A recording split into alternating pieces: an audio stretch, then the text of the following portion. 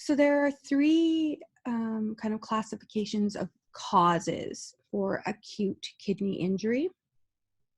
They classify them as pre-renal, intra-renal or intrinsic, and post-renal. And I know this is repeat for some of you, but this really helps me when I'm in an exam just to kind of differentiate between them. So pre-renal is before the kidney, right? Intra-renal or intrinsic is in the kidney. Post-renal is after the kidney. So the blood flow comes here through the aorta, goes through the renal artery to the kidney. So pre-renal is a problem that is, its origin is somewhere before the blood hits the kidney. Okay. And then I'll go over that in a little more detail in a bit, but intra-renal is a problem with the actual kidney. There's some kind of damage to the nephrons, to the actual kidney, okay? And then post-renal is a problem that happens after the filtrate or the urine or urea, whatever, leaves the kidney. So it's a problem in the ureter or the bladder. Okay, so we can go over that a little bit more detail, I think, on the next slide. Whoops, sorry. So again, like I said, so pre-renal is something that is happening before the blood hits the kidney. Okay, so it can be things like low blood volume, which would cause obviously prolonged hypotension. So again, if you don't have very much blood going to the kidney, then your GFR is going to go down, and you can actually, dehydration would do the same thing, right? If you have a compromised cardiac output or heart failure, burns because of the fluid shift, right? And you'd have a decreased fluid volume to the kidney. I think that would be a more severe burn. We're not talking about like, when you burn your hand on the stove. Anything that affects the circulation of the blood to the kidneys, okay?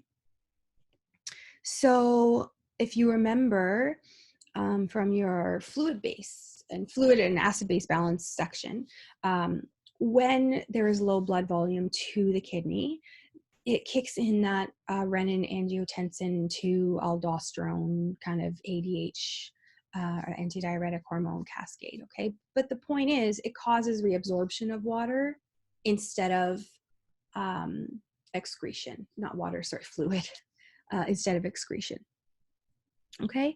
So because of that decreased blood flow, not only do you have decreased blood flow that's being filtered, you have decreased blood flow to the kidney itself. And so there's a decrease in perfusion. So even though the kidney itself is intact in pre-renal, right? There's nothing wrong. There's not been any damage done to the kidney itself. It's not getting enough blood. It's not getting enough oxygen or glucose or the things that it needs to properly filter the blood. Okay. The point is that it is something that has happened outside of the kidney. I just want to make sure I hit everything on this slide. Yes, everything structurally is intact. The nephrons are functioning. It's simply that usually, or that the blood itself is there's not enough getting there. Okay, so then if you move on to the intra-renal or intrinsic, so this is something that has happened that has damaged the kidney itself. So we're not talking anymore about the blood coming to the kidney and there's something wrong with that. We're talking about damage that has been done to the kidney. Now, I know this gets confusing because one of them is ischemia, right? And so you think, but that's the blood. There's not enough blood. Yes. So there's a difference between there's not enough blood coming to the kidney to be filtered and perfuse the kidney. And so the kidney is I kind of think of it as the kidney is slowing down. It's not getting enough, so it's kind of slowing down and not working well. Okay, but nothing's been damaged. The nephrons aren't impaired. But then there comes a point where the blood that's coming to the kidney to perfuse the kidney is so low that cell death begins to occur. Okay. Once that cell death occurs, there is damage to the actual kidney. The nephrons are actually damaged. The cells are dying, right? They're not getting the oxygen they need to work. It's not no longer about, it's not filtering. Of course, it's not filtering as well because it's dead, but it's about, it's not being perfused.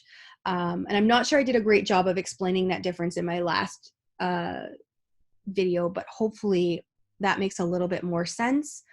Again, so there's a difference between, there's a problem with the blood in the pre-renal where the blood is, there's not enough of it, it's coming to the kidney. And again, in my head, I think of it as, okay, the kidney's kind of slowing down. It's trying to compensate for the fact that there isn't enough blood coming. And so it just doesn't, it's not working as well as it should. Okay. That's in your pre-renal causes. That's just kind of low blood volume. But when it gets to the point where it has not been perfusing that kidney so long, or there's so little blood that those nephrons are not actually being fed, they're not getting the oxygen, they're not getting the glucose that they need for energy, and they begin to die off, that is damage to the actual nephron. That is an intrinsic or intra-renal cause. Okay, I hope I explained that. If not, send me an email. I'll try to do it better.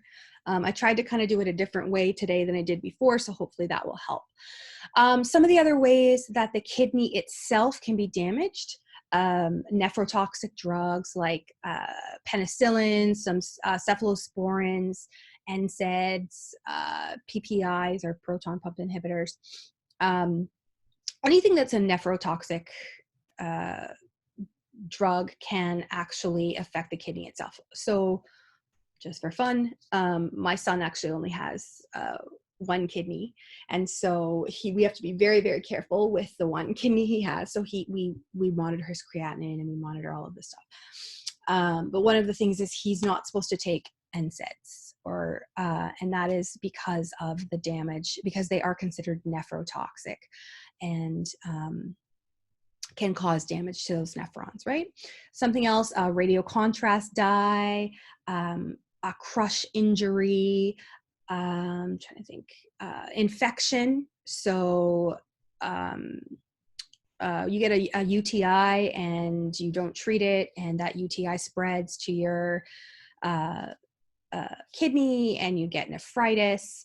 That is a change in the kidney, right? Again, don't be confused, because yes, it started in the bladder, but it's damaged the actual kidney. Whether that damage is permanent or not, it's still damage to the actual kidney. So it's going to be intra-renal or intrinsic. Interestingly enough, when your red blood cells break down or they're hemolyzed, they can block the tubules and cause problems. Same with when your muscle cells die, myoglobin is released, and that can block the tubules. Any disease outside, for example, lupus, that attacks the kidney and damages the kidney itself. So obviously the most common or the damage that is often done is through acute tubular necrosis, which we'll talk about in the next video. Okay. And moving on to post-renal. So again, this is a problem that has happened, This is a problem that has happened here after the filtrate has left the kidney. In this case, it's usually a mechanical obstruction. It's stopping the flow from the kidney to the bladder. And if you stop the flow, say here, that flow will back up and cause the kidney to not be able to filter properly, right? The post-renal is, I think, only something like 5% of acute kidney injury are caused by post-renal problems. It's almost always reversible. We're talking things like benign prostatic hyperplasia, prostate cancer, a tumor, a stone in the ureter, example. So you remove the stone, you remove the tumor, and everything starts working again. So it is reversible. Okay, so hopefully that helps a little bit with those kind of classifications, and I will move on to the video on ATN.